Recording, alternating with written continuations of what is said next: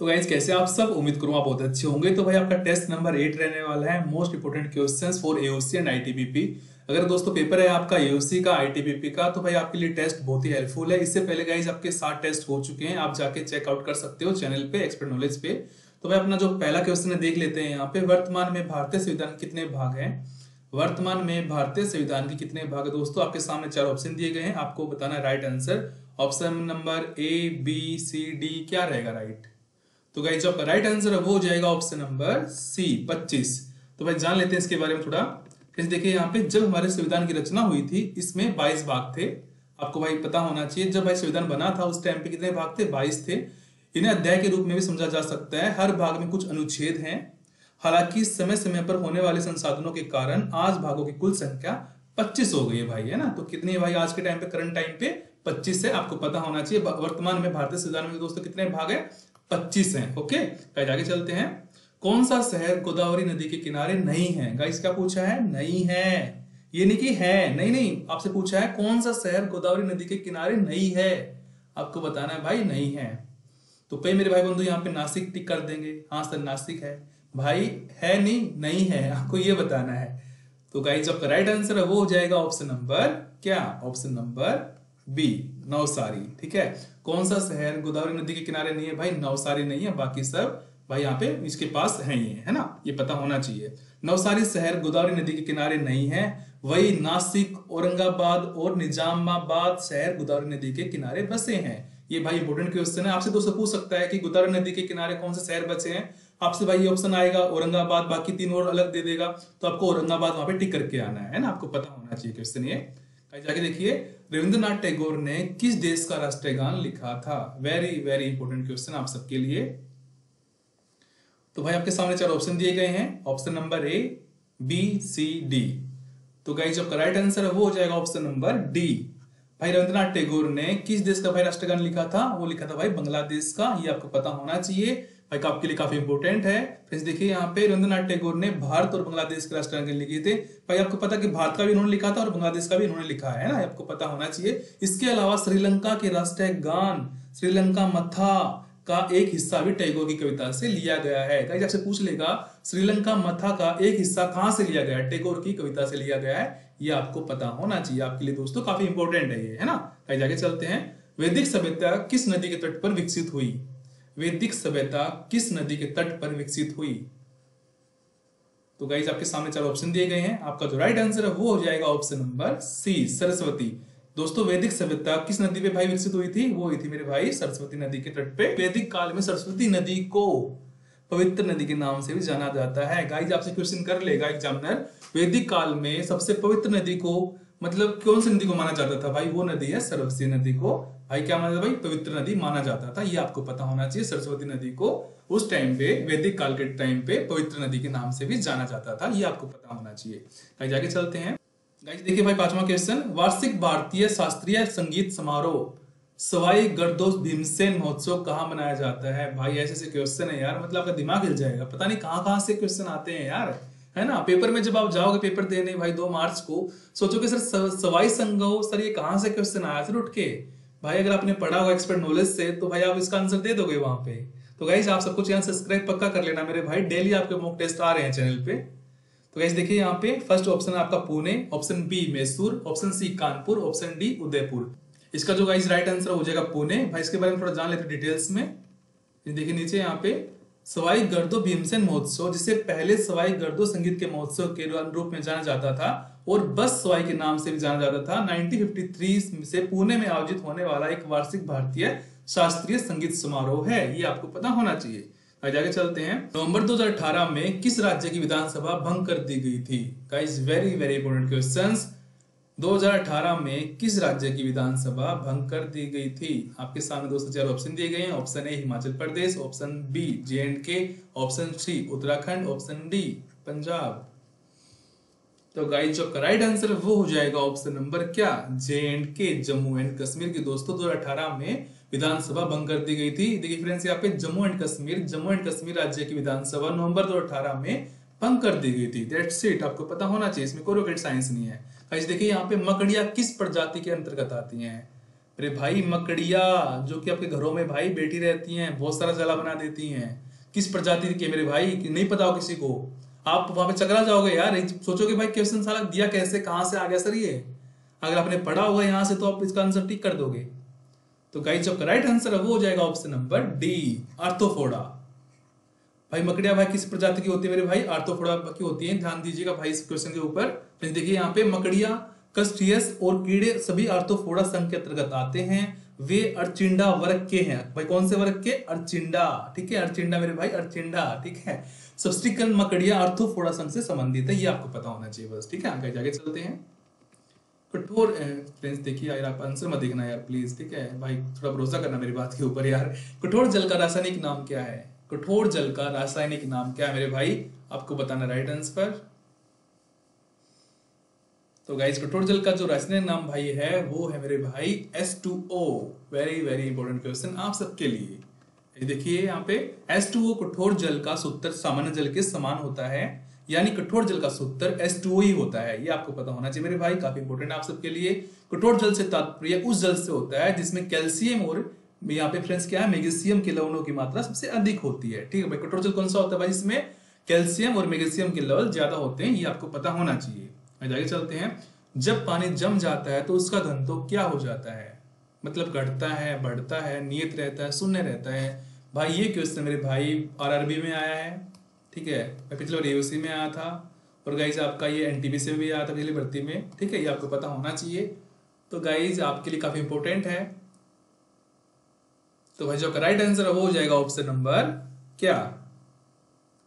Option number, मुझे नहीं पता यार, आप बताओ भाई। क्यों, मतलब सोच में पड़ गए क्या? यार जब उसका घनत्व कम हो जाता है, ऑप्शन नंबर ए, घट जाता है। ठीक है, आपको पता होना चाहिए। जब पानी जम जाता है तो उसका घनत्व घट जाता है। भाई क्वेश्चन मुझे नहीं पता कितनों ने सही किया है, लेकिन भाई आई होप आपने सही किया होगा। जब पानी बर्फ में जम जाता है तो उसका घनत्व कम हो जाता है, इसलिए बर्फ पानी पर तैरती है मेरे भाई। बर्फ पानी पे क्यों तैरती है? घनत्व कम होने के कारण। यह पाया गया कि घनत्व में कमी लगभग 9% की होती है। गाइस आपसे पूछ लेगा घनत्व में भाई कमी कितने परसेंट होती है? भाई 9% की होती है जब पानी जमता है उस टाइम पे। ये आपसे पूछ सकता है। फिर देखिए आगे, प्रथम उपग्रह स्पुतनिक किस देश ने छोड़ा? Very very important questions. ये प्रथम उपग्रह स्पुतनिक किस देश ने छोड़ा था? ये आपको पता होना चाहिए। आपके सामने दिए गए दोस्तों 4 ऑप्शन, राइट आंसर आपको बताना है। तो भाई जो आपका राइट आंसर है वो हो जाएगा ऑप्शन नंबर बी, सोवियत संघ। ठीक है, इस देखिए यहाँ पे दुनिया का पहला कृत्रिम उपग्रह स्पुतनिक 1 सोवियत संघ ने लॉन्च किया था। यह 4 अक्टूबर 1957 को अंतरिक्ष में भेजा गया था। स्पुतनिक 1 को रूसी भाषा में सैटेलाइट 1 भी कहते हैं। गाइस देखिए भाई क्या कहते हैं इसको? सैटेलाइट 1 भी कहते हैं। ये क्वेश्चन आपसे पूछ सकता है एग्जामिनर। तो गाइस आपको ये याद करके चलना है। गाइस आगे चलते हैं। रणजी ट्रॉफी का संबंध किस खेल से है आपको बताना दोस्तों। आपके सामने 4 ऑप्शन दिए गए हैं। Option A hockey, option B football, option C kabaddi, option D cricket. तो भाई जो आपका राइट आंसर है वो हो जाएगा option number D, cricket. Very very important question आप सबके लिए। देखिए नीचे, रणजी ट्रॉफी भारत में खेली जाने वाली एक प्रमुख घरेलू प्रथम श्रेणी क्रिकेट चैंपियनशिप है। क्या दोस्तों? क्रिकेट। और इसका आयोजन भारतीय क्रिकेट कंट्रोल बोर्ड बीसीसीआई द्वारा प्रतिवर्ष किया जाता है। वेरी वेरी इंपॉर्टेंट क्वेश्चन आप सबके लिए। आगे चलते हैं। महावीर का प्रथम शिष्य कौन था? Guys very very important questions. Mahavir का प्रथम शिष्य कौन था? वो थे मेरे भाई, कौन थे गाइस बताओ यार इसका आंसर। आपका जो आंसर हो जाएगा क्या? ऑप्शन नंबर ए, क्या option number B, option number C? No मेरे भाई, इसका भाई हो जाएगा right answer option number D, Jamali. Mahavir का दोस्तों प्रथम शिष्य कौन था? जमाली जी थे। ये आपको पता होना चाहिए। दोस्त ये क्या है? भगवान पार्श्वनाथ। ये गाइस आपको पता है मेरे भाई, जैन धर्म के ये कौन से हैं भाई? 23वें हैं, तीर्थकर हैं, आपको पता होना चाहिए। ये मेरे भाई सेकंड है। ठीक है, महावीर जी कौन से हैं भाई? ये 24 नंबर के हैं, ये आपको पता होना चाहिए, इंपॉर्टेंट आप सबके लिए। ठीक है फ्रेंड्स, यहाँ पे महावीर के प्रथम शिष्य जमाली भगवान के दामाद थे। मतलब महावीर भगवान के दामाद थे, है ना, भगवान के नहीं भाई, महावीर भगवान के दामाद थे। इसके अतिरिक्त इन्होंने पावा में 11 ब्राह्मणों को जैन धर्म में दीक्षित किया था, जो सर्वप्रथम अनुयायी माने जाते थे। वेरी इंपॉर्टेंट क्वेश्चन आप सबके लिए भाई, आपको ये याद करके चलना है। और जाके देखिए, पश्चिमी राजस्थान की मिट्टी में सर्वाधिक क्या पाया जाता है? Aluminium, nitrogen, calcium, phosphorus. आपके सामने दिए गए दोस्तों 4 ऑप्शन, राइट आंसर आपको बताना है। तो गाइस जो राइट आंसर वो हो जाएगा क्या, ऑप्शन नंबर क्या मेरे भाई, सोडियम कैल्शियम। तो भाई यहाँ पे आपका आंसर कहाँ है, देखिए कैल्शियम, ऑप्शन नंबर सी। ये भाई आपके लिए काफी इंपॉर्टेंट है, ध्यान दीजिएगा मेरे भाई। देखिए यहाँ पे पश्चिमी राजस्थान की मिट्टी में लवणों की मात्रा सबसे अधिक पाई जाती है, ये आपको पता होना चाहिए। इसमें सोडियम, कैल्शियम, मैग्नीशियम जैसे लवण पाए जाते हैं। लवणों की वजह से यह मिट्टी कृषि के लिए उपयुक्त नहीं होती है। दैट्स इट, कोई रॉकेट साइंस नहीं है यहाँ पे, ये आपको याद होना चाहिए। आगे जाके चलते हैं, डेजर्ट फेस्टिवल कहाँ मनाया जाता है, डेजर्ट फेस्टिवल। तो गाइज आपको बताना राइट आंसर इसका। तो फ्रेंड्स देखिए ये भाई बनाता है मेरे भाई जैसलमेर में। जैसलमेर कहाँ भाई, राजस्थान में है। डेजर्ट, भाई डेजर्ट का नाम सुनते ही आपके मन में राजस्थान आना चाहिए, ठीक है, राजस्थान। फिर देखिए यहाँ पे डेजर्ट फेस्टिवल राजस्थान के जैसलमेर में मनाया जाता है। यह एक सांस्कृतिक उत्सव है, इसे गुरु महोत्सव भी कहा जाता है। क्या इसको भाई, यहाँ पे भाई क्या नाम दिया इसको, मरु महोत्सव, नोट ए गुरु, मरु भाई मरु। अब कहेंगे यार सर मरु मरु क्या है, भाई मरु मरु एक ये महोत्सव है, ठीक है, ये आपको पता होना चाहिए। ये सांस्कृतिक उत्सव है और इसको भाई मरु महोत्सव भी कहा जाता है। यह फेस्टिवल थार रेगिस्तान के बीच आयोजित किया जाता है। वेरी इंपोर्टेंट क्वेश्चन आप सबके लिए। लिम्बा राम किस खेल से जुड़े हैं, लिम्बा राम, लिम्बा लिम्बा बिम्बा है ना, लिम्बा राम किस खेल से जुड़े हैं भाई, पता होना चाहिए आपको। आपके सामने दिए गए 4 ऑप्शन, राइट आंसर बताइएगा। तो गाइस जब राइट आंसर है वो हो जाएगा ऑप्शन नंबर क्या मेरे भाई, ऑप्शन नंबर ए, तीरंदाजी। 10 जनवरी 2009 को 2012 लंदन ओलंपिक के लिए भारतीय तीरंदाजी संघ ने लिम्बा राम को राष्ट्रीय तीरंदाजी मुख्य कोच के रूप में नियुक्त किया था। ये आपको पता होना चाहिए, इंपोर्टेंट आप सबके लिए काफी। ठीक है, आगे चलते हैं। नर मच्छर अपना भोजन कहां से ग्रहण करते हैं, वेरी वेरी इंपोर्टेंट क्वेश्चन। नर, ठीक है, ध्यान दीजिएगा भाई, यहाँ पे नर दिया गया है, नर मच्छर मतलब आदमी, ठीक है। तो आपके सामने 4 ऑप्शन है, मनुष्य रक्त, रुके हुए पानी से, पौधों के रस से, कूड़ा कचरा। तो गाइस ये क्वेश्चन भाई जीएस का बन जाता है आपका। तो भाई आपके सामने 4 ऑप्शन दिए गए हैं। प्लीज देखिए यहाँ पे, नर मच्छर अपना भोजन पौधों के रस से प्राप्त करते हैं। कई मेरे भाई बंधु, हाँ सर मच्छर सर हमारा बहुत खून चूसते हैं, मेरे भाई वो मादा मच्छर होते हैं, ये सला मतलब क्या बोलूं मैं, ये आदमी मच्छर है ना। तो नर मच्छर अपना भोजन पौधों से के रस से प्राप्त करते हैं। इनके आहार में फलों का रस और अन्य मीठे पौधों का स्त्राव शामिल होता है। वेरी वेरी इंपोर्टेंट क्वेश्चन आप सबके लिए। जाके चलते हैं, भारत की सबसे बड़ी सिंचाई नहर कौन सी है, इंदिरा गांधी नहर, यमुना नहर, 2 आब नहर, सीएनडी। अरे सीएनडी ऑप्शन में, आई डोंट नो, इसका मुझे भी नहीं पता है, लेकिन भाई आपका जो राइट आंसर है ऑप्शन नंबर तीनों में से आ जाएगा। आपको बताना राइट आंसर क्या है। तो गाइस जो राइट आंसर है वो हो जाएगा ऑप्शन नंबर ए, इंदिरा गांधी नहर। वेरी वेरी इंपोर्टेंट भाई, वेरी वेरी इंपोर्टेंट क्वेश्चन आप सबके लिए, वेरी वेरी इंपोर्टेंट, ठीक है। इंदिरा गांधी नहर भारत की सबसे बड़ी सिंचाई नहर है। गाइस आपसे पूछ ले भारत की सबसे बड़ी सिंचाई नहर कौन सी है, वो मेरे भाई इंदिरा गांधी नहर होगी। आपका ये क्वेश्चन यहाँ से बन जाता है। यह दुनिया की 2 सबसे बड़ी सिंचाई परियोजना भी है, ये पता होना चाहिए आपको। इसे पहले राजस्थान नहर के नाम से भी जाना जाता था। इंदिरा गांधी नहर को पहले राजस्थान नहर के नाम से भी जाना जाता था, ये आपको क्वेश्चन पता होना चाहिए। आपसे भाई एग्जाम में क्या होता है भाई, घुमा फिरा के क्वेश्चन देगा आपको, घुमा फिरा के आप उलझ जाओगे। आपको उलझना नहीं है मेरे भाई, आपको मेरे वर्ड से फोकस करना है ना। इंदिरा गांधी नहर को दोस्तों पहले राजस्थान नहर के नाम से भी जाना जाता था। जो मेरे भाई बात पढ़ेंगे लिखेंगे वो पक्का कामयाब हो जाएंगे भाई। इसी बात पे वीडियो को लाइक फटाफट कर दो मेरे भाई, है ना। तो गाइस देखिए यहाँ पे वंदे मातरम गीत किस पुस्तक से लिया गया, गीतांजलि, आनंद मठ, इंडियन पीपल, रामायण। तो भाई आपके सामने 4 ऑप्शन दिए गए हैं। तो भाई आपका जो राइट आंसर हो जाएगा ऑप्शन नंबर क्या, आनंद मठ, ऑप्शन बी। भाई ये देखिए भाई यहाँ पे क्या है, आनंद मठ नहीं है, ये मठ है ना, ध्यान दीजिएगा। तो फिर देखिए यहाँ पे वंदे मातरम गीत बंकिम चंद्र चटर्जी के उपन्यास आनंद मठ से लिया गया था। वेरी इंपोर्टेंट क्वेश्चन आप सबके लिए। देखिए फ्रेंड्स यहाँ पे बंकिम चंद्र चट्टोपाध्याय के उपन्यास से है ना, पता होना चाहिए आपको ये सब। यह गीत साल 1882 में प्रकाशित हुए उपन्यास में शामिल था। यह गीत संस्कृत और बांग्ला भाषा में लिखा गया था। वेरी इंपोर्टेंट क्वेश्चन आप सबके लिए। किस भाषा में भाई, संस्कृत और बांग्ला में, ये पता होना चाहिए आपको।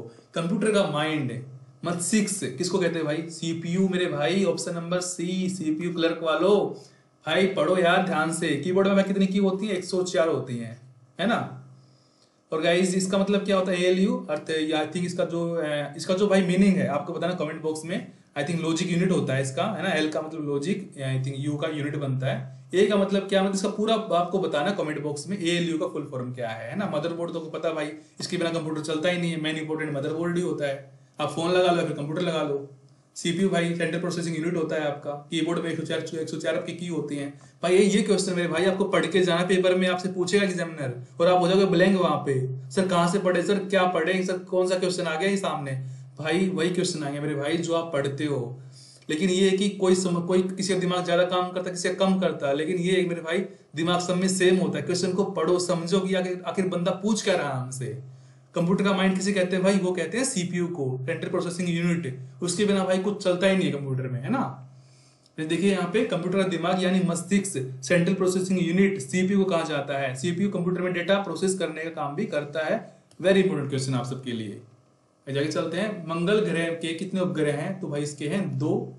आपके सामने 4 ऑप्शन थे, आई थिंक आपने राइट आंसर दे दिया होगा। मंगल ग्रह के 2 प्राकृतिक उपग्रह हैं, फोबस एंड डाइमस, ये आपको पता होना चाहिए।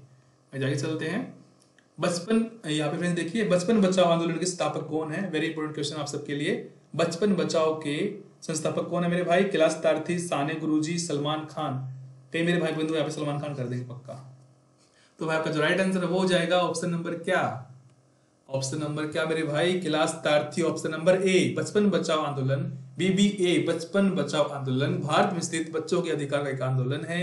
इसकी शुरुआत 1980 में हुई थी। और फ्रेंड्स देखिए यहाँ पे भाई इसके विजेता कौन है, कैलाश तारथी जी हैं, ये आपको पता होना चाहिए। वेरी इंपॉर्टेंट क्वेश्चन आप सबके लिए। आगे चलते हैं, 18वां प्रवासी भारतीय सम्मेलन कहाँ हुआ।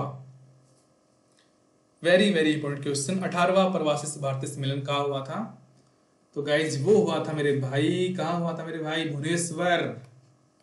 ठीक है, भुवनेश्वर हुआ था भाई, ये आपको पता होना चाहिए। काफी इंपॉर्टेंट क्वेश्चन आप सबके लिए। भुवनेश्वर में हुआ था भाई, ठीक है। 18वां प्रवासी भारतीय दिवस सम्मेलन 25 उड़ीसा सरकार के साथ साझेदारी में 8 से 10 जनवरी 25 के बीच भुवनेश्वर में किया गया था भाई। भुवनेश्वर दोस्तों कहाँ पे है ये आपका है मेरे भाई उड़ीसा में, पता होना चाहिए आपको। देखिए हाल ही में दक्षिण भारत का पहला आदिवासी पुस्तकालय कानू कहाँ खुलेगा मेरे भाई। कानू मतलब क्या सर, कान नहीं भाई, अलग ही सिस्टम है ये। हाल ही में दक्षिण भारत का पहला आदिवासी पुस्तकालय कानू कहाँ खुलेगा। ऑप्शन नंबर क्या, ऑप्शन नंबर ए, कर्नाटका मेरे भाई। वेरी इंपॉर्टेंट क्वेश्चन आप सबके लिए, ठीक है। गाइस पढ़ लेते इसके बारे में। भारत की पहली आदिवासी लाइब्रेरी कानू का उद्घाटन 25 अगस्त चामराजगढ़ जिले के बीआर हिल्स में किया जाएगा। सोलिंगा भारत कानू मतलब सदाबहार जंगल होता है, ये आपको पता होना चाहिए मेरे भाई, ठीक है भाई। ये देखिए यह पहला दक्षिण भारतीय आदिवासी ज्ञान केंद्र होगा। Very important question. लेकिन भाई कानू, देखिए आपसे क्या पूछेगा एग्जामिनर भाई, देखिए यहाँ पे हाल ही में दक्षिण भारत का पहला आदिवासी पुस्तकालय भाई कहाँ खुला है, कानू, ये खुला है कर्नाटका में। कानू मतलब कर्नाटका, कानू कर्नाटका कानू, ये आपको याद कर लेना है बस, दैट्स इट। जाके देखिए, हाल ही में नोटिक्स नामक ज्वालामुखी किस ग्रह पर खोजा गया। आपके सामने दोस्तों दिए 4 ऑप्शन, राइट आंसर आपको बताना है मेरे भाई।